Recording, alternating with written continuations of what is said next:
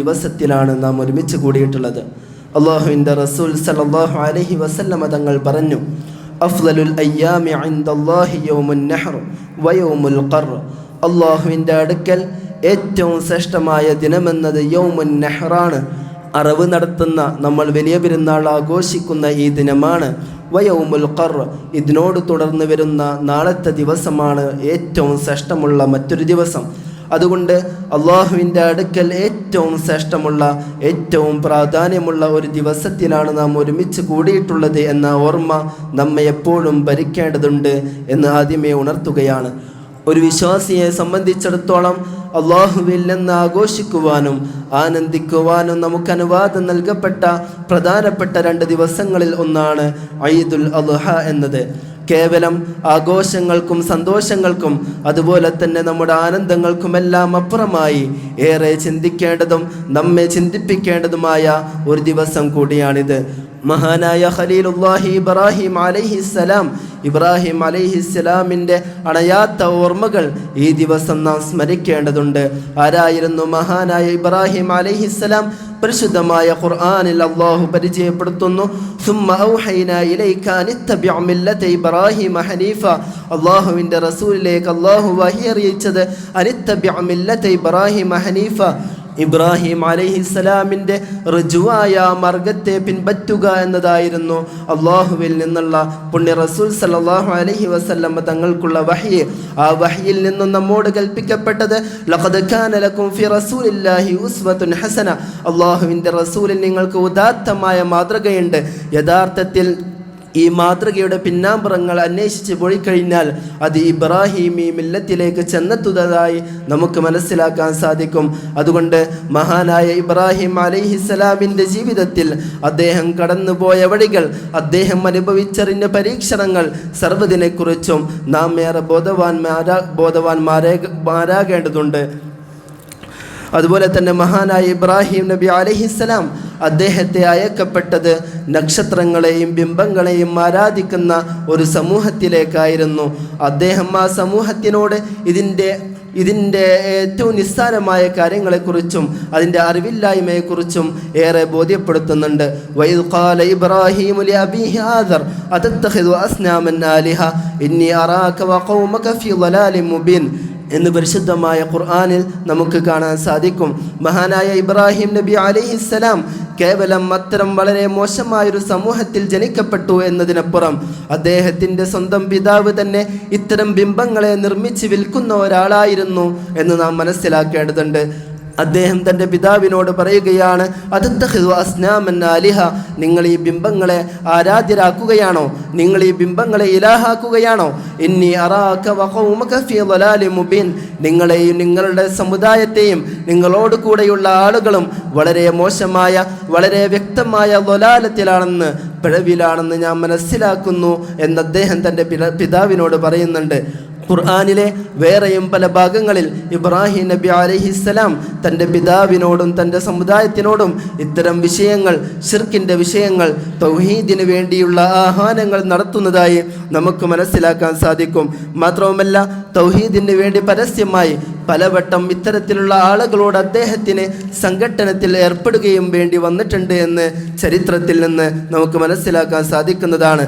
അദ്ദേഹം ബിംബത്തെ ആരാധിക്കുന്നതായ ആളുകളോട് ചോദിക്കുന്നുണ്ട്, അഫതഅബ്ദൂന മിൻ ദൂനില്ലാഹി മാ ലാ യൻഫഉകും ശൈഅൻ വലാ യദുറുകും, നിങ്ങൾക്ക് യാതൊരു ഉപകാരവും നിങ്ങൾക്ക് യാതൊരു ഉപദ്രവവും ചെയ്യാൻ സാധിക്കാത്ത ഈ ബിംബങ്ങളെയാണോ നിങ്ങൾ ആരാധിക്കുന്നത് എന്ന് പരസ്യമായി അദ്ദേഹം അവരെ ചോദ്യം ചെയ്തു.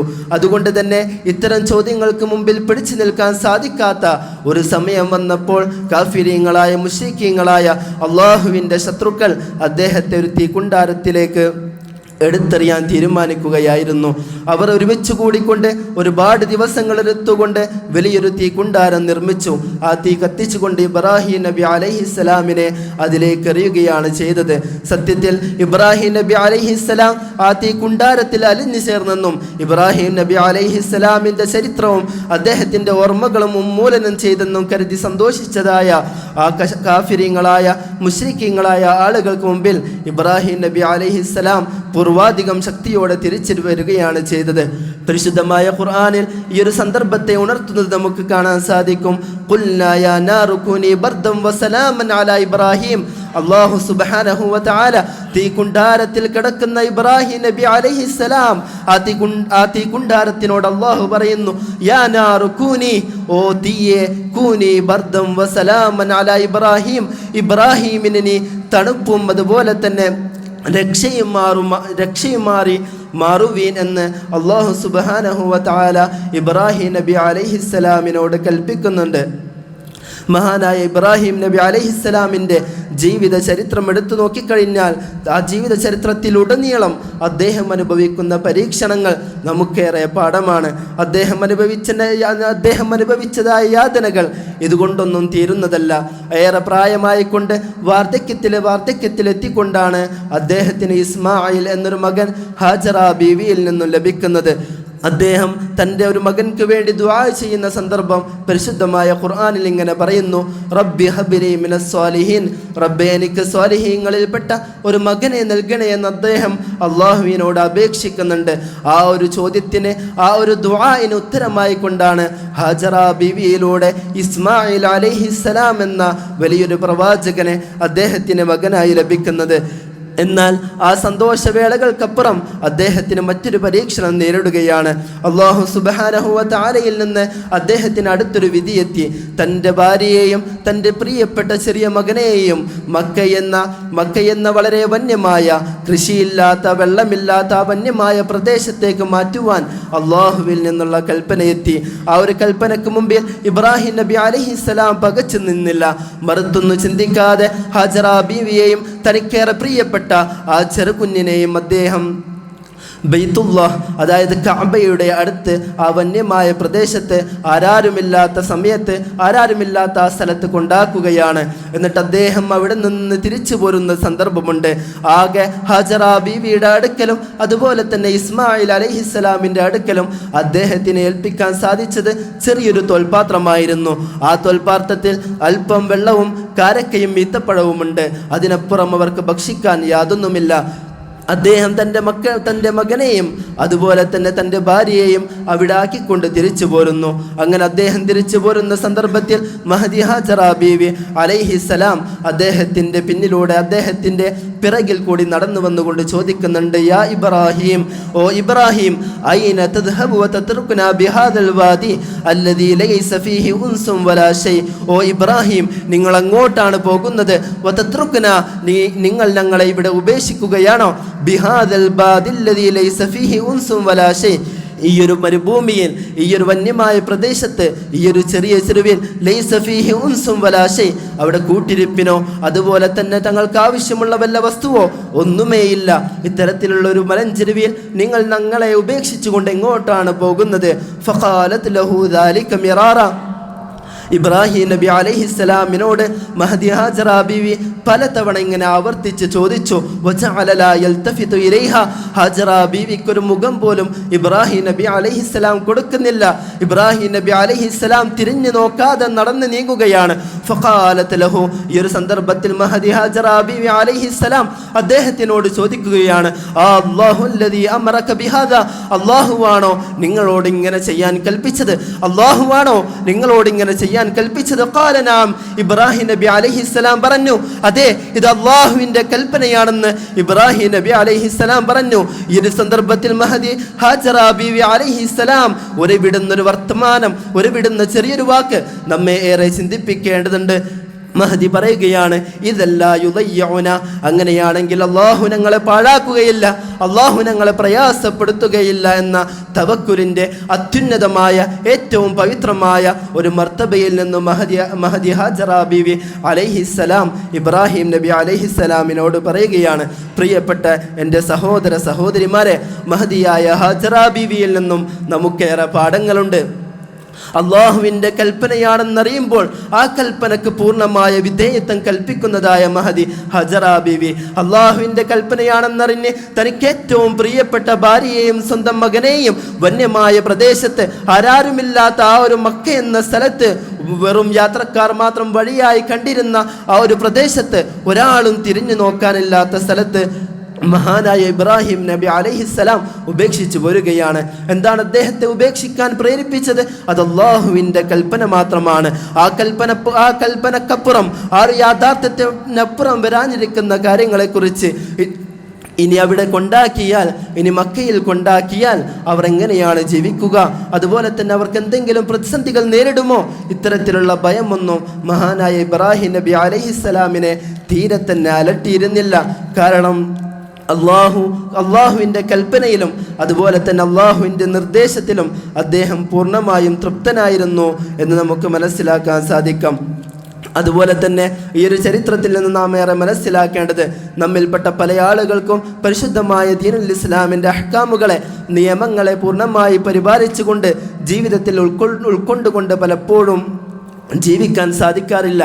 കാരണം എന്തെന്ന് വെച്ചാൽ പലപ്പോഴും തൻ്റെ ഭാര്യമാരുടെ അതല്ലെങ്കിൽ തൻ്റെ ഭർത്താക്കന്മാരുടെ അനിഷ്ടങ്ങൾ പലരെയും വേട്ടയാടാറുണ്ട്. പല സ്ത്രീകൾക്കും ഹിജാബ് ധരിക്കാൻ ഇഷ്ടമാണ്, അതുപോലെ തന്നെ അള്ളാഹുവിൻ്റെ കൽപ്പനയാണെന്നറിയാം, അള്ളാഹു ഫർലാക്കിയ കാര്യമാണെന്നറിയാം.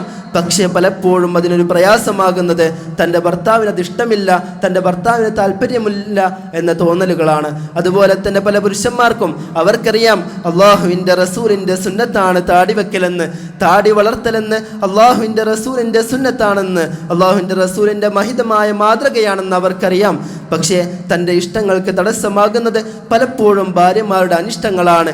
ഈ ഒരു സന്ദർഭത്തിൽ മഹാനായ ഇബ്രാഹിം നബി അലൈഹിസ്സലാമിൻ്റെ മഹദി ഹാജറ ബീവി അലൈഹിസ്സലാമിൻ്റെ ചരിത്രത്തിലേക്ക് നാം ഒന്ന് തിരിഞ്ഞു നോക്കേണ്ടതുണ്ട്.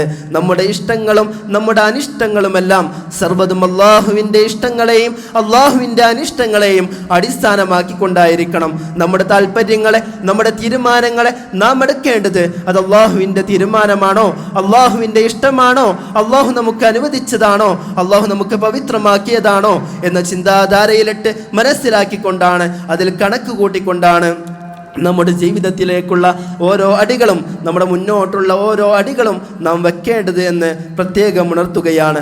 മാത്രവുമല്ല, ഈ ഒരു സന്ദർഭത്തിൽ മഹദി ഹാജറ അലൈഹിസ്സലാം ഉയർത്തിപ്പിടിച്ചതായ ധ്വനി അത് അല്ലാഹു അക്ബർ എന്ന മഹിതമായ ധ്വനിയാണ്. മഹാനായ ഇബ്രാഹിം നബി അലൈഹിസ്സലാമും ഉയർത്തിപ്പിടിച്ചത് അല്ലാഹു അക്ബർ എന്ന മഹിതമായ ധ്വനിയാണ്. അല്ലാഹുവാണ് ഏറ്റവും വലിയവൻ, അവനാണ് ഞങ്ങളോട് നിർദ്ദേശിച്ചിട്ടുള്ളത്, അവനാണ് ഞങ്ങളോട് ഇങ്ങനെ കൽപ്പിച്ചിട്ടുള്ളത് എന്ന ആ ഒരു മഹത്തായ ചിന്തയിൽ നിന്നാണ് ഇത്തരത്തിലുള്ള തവക്കുലിലേക്കും അതുപോലെ തന്നെ വിധേയത്തിലേക്കും അവർക്ക് എത്തിച്ചേരാൻ സാധിച്ചത് എന്ന് നാം മനസ്സിലാക്കണം. മഹാനായ ഇബ്രാഹിം അലൈഹിസ്സലാം നേരത്തെ പറഞ്ഞതുപോലെ ജീവിതത്തിലുടനീളം ഒഴുക്കുകൾക്കെതിരെ നീന്തിയ ഒരു മനുഷ്യനാണ്, ഒരു മഹാനായ പ്രവാചകനാണ്. ഒരു മനുഷ്യനെ സംബന്ധിച്ചിടത്തോളം തൻ്റെ ഇച്ഛകൾക്കും തൻ്റെ താല്പര്യങ്ങൾക്കും അനുസരിച്ച് ജീവിക്കുക എന്നുള്ളത് വളരെ ലളിതമാണ്. നമുക്കിഷ്ടമുള്ളതുപോലെ നടക്കുക, അതല്ലെങ്കിൽ നാം ആഗ്രഹിക്കുന്നത് പോലെ ജീവിക്കുക എന്നത് വളരെ ലളിതമാണ്. നാം ഇന്ന് കാണുന്നതായ ഒരുപാട് ആളുകൾ, വളരെ പ്രസിദ്ധരായ ഒരുപാട് ആളുകൾ, അവർ ഈ ദുനിയാവിൻ്റെ ശീതളച്ചായയിൽ രമിച്ചും അഭിരമിച്ചും നടക്കുകയാണ്. ഇത്തരം കാര്യങ്ങൾ നമ്മുടെ ജീവിതത്തിൽ പ്രാവർത്തികമാക്കാൻ നമ്മെ സംബന്ധിച്ച് വളരെ യാതൊരു പ്രയാസവുമില്ല. എന്നാൽ ഏറ്റവും പ്രയാസമുള്ളത് അത് അള്ളാഹുവിൻ്റെ കൽപ്പനകളെ സ്വീകരിക്കുവാനും അള്ളാഹുവിൻ്റെ റസൂലിനെ പൂർണ്ണമായ രൂപത്തിൽ ഇത്തിബാ ചെയ്യുവാനും മാത്രമാണ്. കാരണം ഒരു യഥാർത്ഥ വിശ്വാസിയാവണമെങ്കിൽ ഇത്തരത്തിലുള്ള ആളുകളെ പോലെ നമുക്കും കോലമണിഞ്ഞുകൊണ്ടും വേഷമണിഞ്ഞുകൊണ്ടും ജീവിക്കാവുന്നതാണ്. ഇസ്ലാമിൻ്റെ ഷിആറുകളെ തൊട്ട് തീണ്ടാതെ അതിനെ ഉപേക്ഷിച്ചുകൊണ്ട് ജീവിക്കുവാൻ ആർക്കും സാധിക്കും. പക്ഷേ നേരത്തെ പറഞ്ഞതുപോലെ അള്ളാഹുവിൻ്റെ കൽപ്പനകളെ ശിരസ്സ വഹിച്ചുകൊണ്ട് ജീവിക്കണമെങ്കിൽ ഒരാൾക്ക് യഥാർത്ഥ വിശ്വാസിയായാൽ മാത്രമേ സാധിക്കുകയുള്ളൂ എന്ന് നാം പ്രത്യേകം മനസ്സിലാക്കേണ്ടതുണ്ട്. അതുകൊണ്ട് നമ്മുടെ തീരുമാനങ്ങളും നമ്മുടെ സർവ്വകാര്യങ്ങളും നമ്മുടെ ആദർശങ്ങളും നമ്മുടെ വിശ്വാസങ്ങളും സർവ്വതും അള്ളാഹുവിൻ്റെയും അവിടുത്തെ റസൂലിൻ്റെയും ഇത്തിബാ അനുസരിച്ചുകൊണ്ട് അള്ളാഹുവിൻ്റെ കൽപ്പനകളെ അനുസരിച്ചുകൊണ്ട് മാത്രമാവാൻ നാം പ്രത്യേകം ശ്രദ്ധിക്കുക. ദുൽഹിജ്ജയുടെ തുടക്കം മുതൽ ഈ ഒരു അവസരം വരെ അയ്യാമു തശ്രീഖിൻ്റെ അസറോളം നാം ഉയർത്തിപ്പിടിക്കുന്ന, നാം പറഞ്ഞു വെക്കുന്ന അല്ലാഹു അക്ബർ എന്ന മഹിതമായ ധ്വനികളുണ്ട്. ആ ധ്വനികൾ കേവലം ചില അക്ഷരങ്ങളോ ചില വാക്കുകളോ ചില മുറവിളികളോ മാത്രമല്ല, അതൊരു മുസ്ലിമിൻ്റെ ആവേശമാണ്, ഒരു മുസ്ലിമിൻ്റെ ഈമാനിൻ്റെ പ്രതിധ്വനിയാണത്, ഒരു മുസ്ലിമിൻ്റെ ഹൃദയത്തിലുള്ള ഈമാനിൻ്റെ ഒരു പ്രകാശമാണത്, ഒരു പ്രതിരൂപമാണത്. അതുകൊണ്ട് ഒരു മുസ്ലിമിൻ്റെ വികാരമായിക്കൊണ്ടും ഒരു മുസ്ലിമിൻ്റെ വിശ്വാസത്തിൻ്റെ പ്രതീകമായിക്കൊണ്ടും അല്ലാഹു അക്ബർ എന്ന മഹിതമായ ധ്വനി ഉയർത്തിപ്പിടിക്കുവാൻ ബദറിലും മുഹദിലും ശേഷമുള്ള സർവ്വ ജിഹാദുകളിലും നമ്മുടെ സ്വഹാബത്തും അള്ളാഹുവിൻ്റെ റസൂലും സർവ്വ സന്ദർഭങ്ങളിലും ഉയർത്തിപ്പിടിച്ച മഹിതമായ വരികളുണ്ട്. അള്ളാഹു അക്ബർ എന്ന മഹിതമായ വരികൾ. ആ വരികൾക്ക് തുലനം ചെയ്യാനോ അതിനോട് സമാനമാകുന്ന മറ്റൊരു വരികളോ നമുക്ക് കാണാൻ സാധിക്കില്ല. അള്ളാഹു അത്യുന്നതനാണ്. അള്ളാഹുവിൻ്റെ തീരുമാനങ്ങളാണ് ഏറ്റവും വലിയത്. അള്ളാഹുവിൻ്റെ ഇഷ്ടങ്ങളാണ് ഏറ്റവും വലിയത്. അള്ളാഹു നിർദ്ദേശിച്ച ആദർശങ്ങളാണ് ഏറ്റവും വലിയത് എന്ന മഹത്തായ ചിന്ത നമ്മെ ബോധിപ്പിക്കുന്നത്, നമ്മെ ചിന്തിപ്പിക്കുന്നത്, നമ്മെ ഉണർത്തുന്നത് ഇത്തരത്തിലുള്ള അല്ലാഹു അക്ബർ എന്ന മഹിതമായ ധ്വനിയാണ്.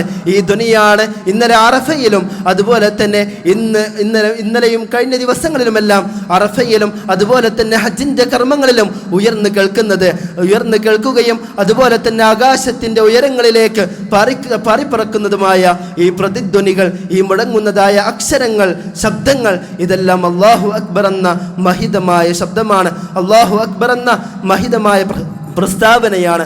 അതുകൊണ്ട് വരുന്ന ഈ ദിവസങ്ങളിലെല്ലാം അല്ലാഹു അക്ബർ എന്ന മന്ത്രമായ ധ്വനി നമ്മുടെ ജീവിതത്തിൽ മുറുകെ പിടിക്കുവാൻ നാം ശ്രദ്ധിക്കേണ്ടതുണ്ട്. ഇത് കേവലം ചില അക്ഷരങ്ങൾ മാത്രമല്ലെന്ന് പറഞ്ഞു, നമ്മുടെ ജീവിതത്തെ നയിക്കുന്ന വലിയൊരു വാക്കുകൂടിയാണ്. അള്ളാഹുവിൻ്റെ ഇഷ്ടങ്ങളെ വലുതായി കാണുവാൻ, അള്ളാഹുവിൻ്റെ തീരുമാനങ്ങളെ വലുതായി കാണുവാൻ നമ്മെ പ്രേരിപ്പിക്കുന്നത് ലാ ഇലാഹ ഇല്ലല്ലാഹ്, അല്ലാഹു അക്ബർ തുടങ്ങിയതായ മന്ത്രധ്വനികളാണെന്ന് നാം പ്രത്യേകം മനസ്സിലാക്കുക. മഹാനായ ഇബ്രാഹിം നബി അലൈഹിസ്സലാമിൻ്റെ ചരിത്രമാണ് ഞാൻ പറഞ്ഞു വന്നത്. ഇബ്രാഹിം നബി അലൈഹിസ്സലാം അനുഭവിച്ച യാതനകൾ ഇതുകൊണ്ടൊന്നും തീരുന്നില്ല. അദ്ദേഹത്തിന് അള്ളാഹു ഒരു മകനെ നൽകി. ആ മകനെ ലാളിച്ച് ജീവിക്കുന്ന സമയത്ത് മക്കയിലേക്ക് അവരെ ആരുമില്ലാത്ത സ്ഥലത്തേക്ക് അദ്ദേഹത്തെ കൊണ്ടാക്കുവാൻ അദ്ദേഹത്തിന് കൽപ്പന നൽകപ്പെട്ടു. അങ്ങനെ മക്കയിൽ അദ്ദേഹം കൊണ്ടാക്കി തിരിച്ചു പോന്നു. ശേഷം പിന്നെയും അദ്ദേഹം തൻ്റെ ഭാര്യയെയും തൻ്റെ മകനെയും കാണുവാൻ പല സന്ദർഭങ്ങളിലായി അവിടേക്ക് പോകുന്നുണ്ട്. അത്തരമൊരു സന്ദർഭത്തിലാണ് തൻ്റെ മകൻ വളർന്നു വലുതായിക്കൊണ്ട് അദ്ദേഹത്തിനോട് കൂടെ കാര്യങ്ങൾ ചെയ്യുവാൻ പ്രാപ്തമായ ഒരു യുവത്വമെത്തുന്ന സമയത്താണ് അള്ളാഹുവിൽ നിന്നുള്ള ഒരു കൽപ്പന വരുന്നത്. ആ കൽപ്പന എന്താണ്? തൻ്റെ മകനെ അറുത്ത് ബലി നൽകുവാൻ അള്ളാഹു കൽപ്പിക്കുന്നു. മഹാനായ ഇബ്രാഹിം നബി അലൈഹിസ്സലാം തനിക്കേറെ പ്രിയപ്പെട്ട മകനോട് ഈ ഒരു കാര്യം ഉണർത്തുന്നത് ചരിത്രത്തിൽ നമുക്ക് കാണാൻ സാധിക്കുന്നതാണ്. അദ്ദേഹം പറയുകയാണ്, ഇന്നി അറാ ഫിൽ മനാം അന്നി അദ്ബഹുക ഫൻദുർ മാദാ തറ ഖാല യാ അബതി ഫഅൽ മാ തുഅ്മർ സതജിദുനി ഇൻഷാ അല്ലാഹു മിനസ് സ്വാബിരീൻ. അദ്ദേഹം പറയുകയാണ്, ഓ മകനെ, ഞാൻ ഒരു ഉറക്കത്തിൽ ഒരു സ്വപ്നം കാണുകയുണ്ടായി. ഇന്നി അദ്ബഹുക ഫൻദുർ മാദാ തറ, ഞാൻ നിന്നെ അറുക്കുന്നതായി കൊണ്ടാണ് സ്വപ്നം കാണുന്നത്. ഫൻദുർ മാദാ തറ, നിന്റെ അഭിപ്രായം എന്താണ് ചെയ്യേണ്ടത്? ഖാൽ, മഹാനായ ഇസ്മായിൽ അലൈഹിസ്സലാം അതിന് മറുപടി പറയുകയാണ്, യാ അബതി ഫഅൽ മാ തുഅ്മർ, ഓ പിതാവേ, നിങ്ങളോട് എന്താണോ കൽപ്പിക്കപ്പെട്ടത് ആ കൽപ്പിക്കപ്പെട്ടത് നിങ്ങൾ പ്രവർത്തിക്കുവേൻ. യാ അബതി ഫഅൽ മാ തുഅ്മർ സതജിദുനി ഇൻഷാ അല്ലാഹു മിനസ് സ്വാബിരീൻ. അല്ലാഹുവിൻ്റെ കൽപ്പനക്ക് വിധേയപ്പെട്ടുകൊണ്ട്, അല്ലാഹുവിൻ്റെ കൽപ്പനയെ മനസ്സിലാക്കിക്കൊണ്ട് അതിനെ വിശ്വസിച്ചുകൊണ്ട് ഞാൻ ക്ഷമിച്ച് നിലകൊള്ളുമെന്ന് മഹാനായ ഇസ്മായിൽ അലൈഹിസ്സലാം തൻ്റെ പിതാവിന് വാക്കുകൊടുക്കുകയാണ്. പ്രിയപ്പെട്ടവരെ, ഒരു പിതാവിനോട് കൽപ്പിക്കുകയാണ് തൻ്റെ മകനെ അറുത്ത് ബലി നൽകുവാൻ. തനിക്കേറ്റവും പ്രിയപ്പെട്ട മകനെ അറുത്ത് ബലി നൽകുവാൻ ഒരു പിതാവിനോട് കൽപ്പിക്കുന്നു.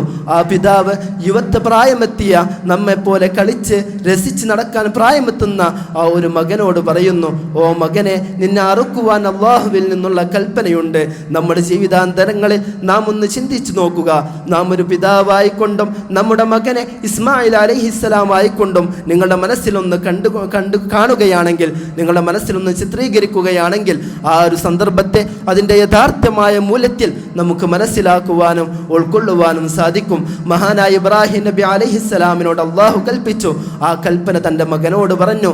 മകൻ ഉച്ചയിസ്തരം പ്രഖ്യാപിച്ചു, യാ അബതി ഫഅൽ മാ തുഅ്മർ സതജിദുനി ഇൻഷാ അല്ലാഹു മിനസ് സ്വാബിരീൻ.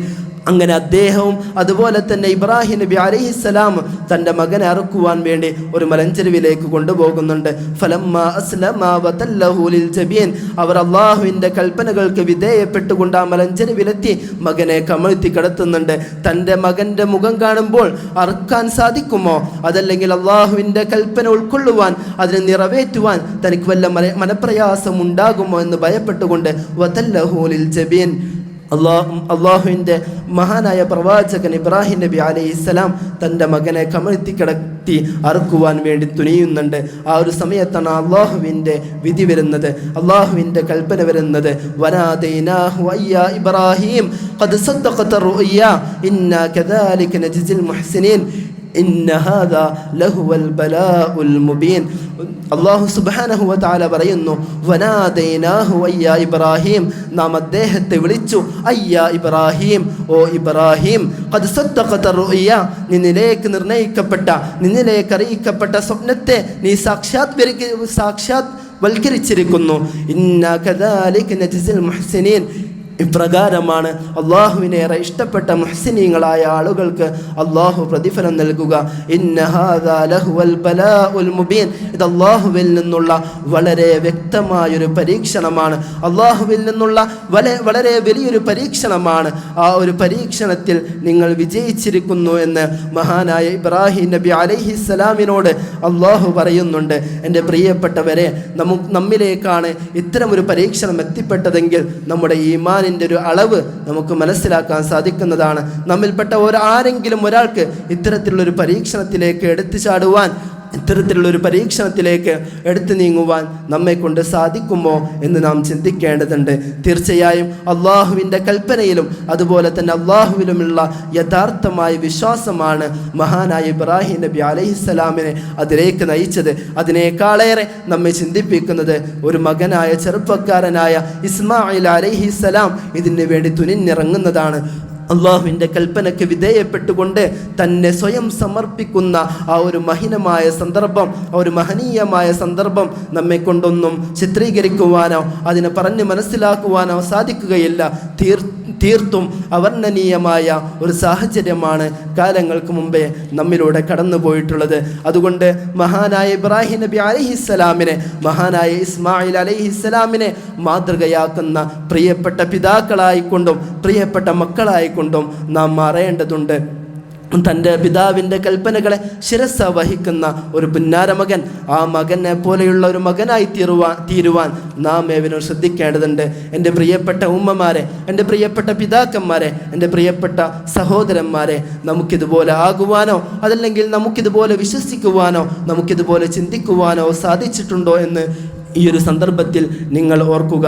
നമ്മുടെ ഹൃദയാന്തരങ്ങളിൽ മഹാനായ ഇബ്രാഹിം നബി അലൈഹിസ്സലാമിൻ്റെ ത്യാഗോജ്ജലമായ ഓർമ്മകൾ ഈ ഒരു സന്ദർഭത്തിൽ ഉയർന്നു പൊങ്ങട്ടെ എന്ന് പ്രത്യേകം ഓർമ്മിപ്പിക്കുകയാണ്. അതുപോലെ തന്നെ ഇബ്രാഹിം നബി അലൈഹിസ്സലാമിൻ്റെ ആ ഒരു ഇബ്രാഹിം മില്ലത്തിൻ്റെ ചരിത്രത്തിൻ്റെ വെളിച്ചത്തിൽ നിന്നും ഹിദായത്തിൻ്റെ ഒരു ദീപശിവക കണ്ടെത്തുവാനും ആ ഒരു മാർഗത്തിലൂടെ വളരെ നല്ല രൂപത്തിൽ ആ ഒരു വഴിത്താരയിലൂടെ സഞ്ചരിക്കുവാനും നാം ശ്രമിക്കേണ്ടതുണ്ട്. അല്ലാഹു സുബ്ഹാനഹു വ തആല നമുക്ക് തൗഫീഖ് നൽകുമാറാകട്ടെ.